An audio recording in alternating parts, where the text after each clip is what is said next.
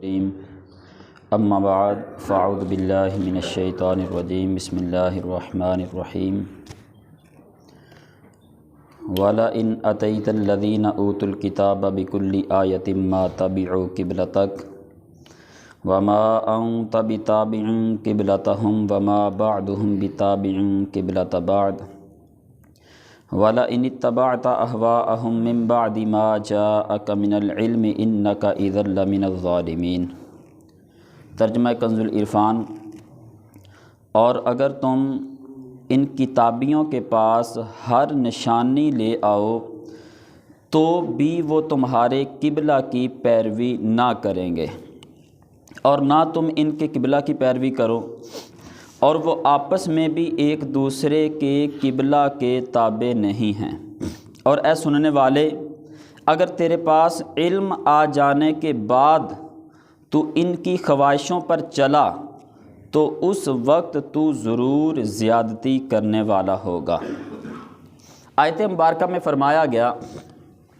وَلَئِنْ أَتَيْتَ، اور اگر تم لے آؤ، یعنی تم جتنی مرضی نشانیاں لے آؤ، یہ لوگ ماننے والے نہیں ہیں۔ اس آیت مبارکہ میں ارشاد فرمایا گیا کہ اے حبیب صلی اللہ تعالیٰ علیہ وآلہ وسلم، جن اہل کتاب کے دلوں میں عناد اور سرکشی ہے، آپ ان کے پاس قبلہ کی تبدیلی کے معاملے میں اپنی سچائی اور دلالت کرنے والی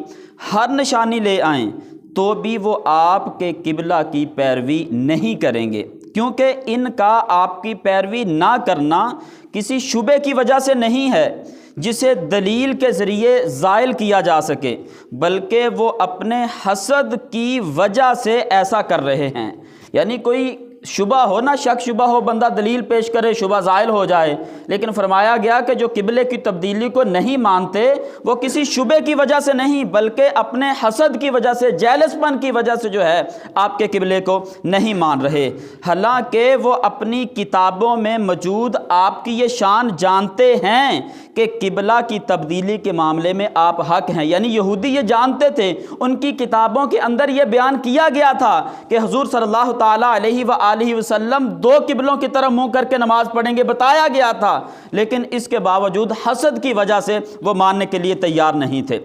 اس سے معلوم ہوا کہ حسد یہ بڑی خبیث شے ہے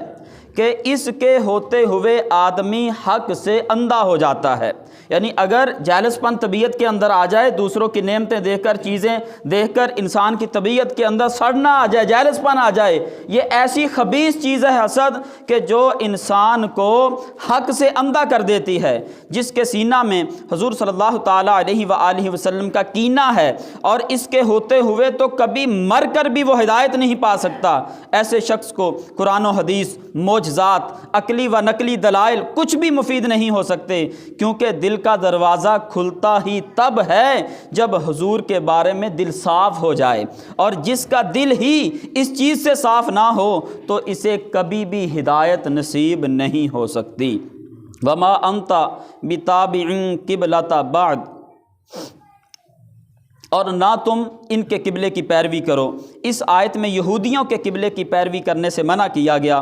اس سے یہ بھی معلوم ہو گیا کہ اب قبلہ منسوخ نہ ہوگا، لہٰذا اہل کتاب کو اب یہ امید نہیں رکھنی چاہیے کہ آپ صلی اللہ تعالیٰ علیہ وآلہ وسلم ان میں سے کسی کے قبلہ کی طرف رخ کریں گے۔ وما بعضهم بتابع قبلۃ بعض، اور وہ آپس میں بھی ایک دوسرے کے قبلے کے تابع نہیں ہیں۔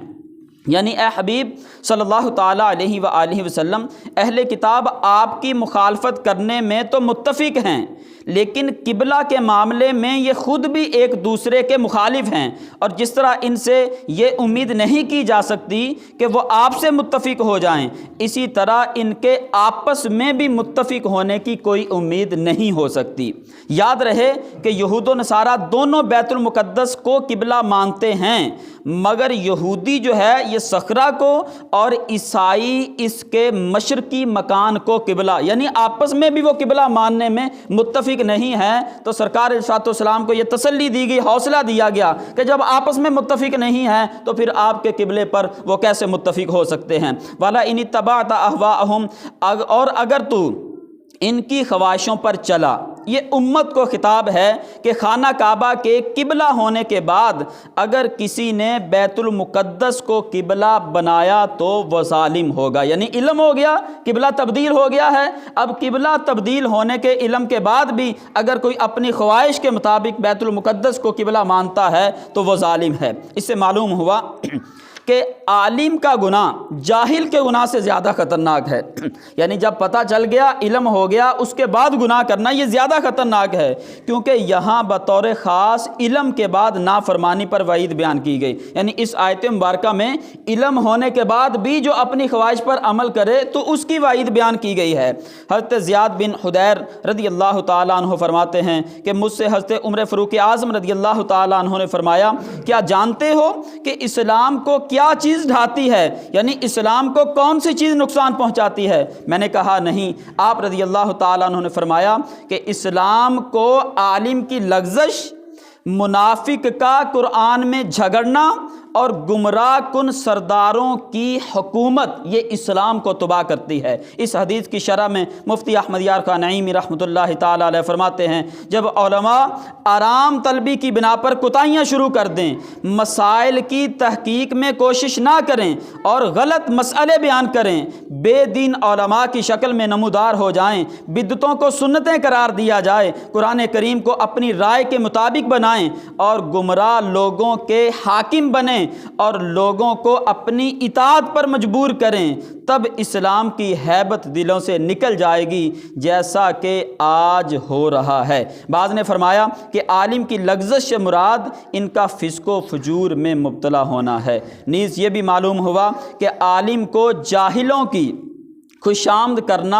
اور ان کا تابع بن جانا یہ تباہی کا باعث ہے۔ علماء کو امراء سے، امیر لوگوں سے، حکمرانوں سے دور ہی رہنا چاہیے تاکہ ان کی خوش آمد نہ کرنی پڑے۔ حضرت عبداللہ بن عباس رضی اللہ تعالیٰ عنہ سے روایت ہے، اللہ کے رسول صلی اللہ تعالیٰ علیہ وآلہ وسلم نے ارشاد فرمایا، میری امت کے کچھ لوگ دین سیکھیں گے اور قرآن پڑھیں گے اور کہیں گے کہ ہم امیروں کے پاس جائیں گے اور ان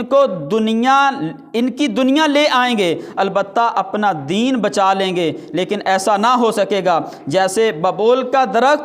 درخت سے کانٹے ہی چنے جاتے ہیں، ایسے ہی امیروں کے قرب سے نقصان ہی ہوتا ہے۔ اللہ تبارک و تعالی ہم سب کو عمل کی توفیق عطا فرمائے۔ وآخر دعوانا الحمدللہ رب العالمین۔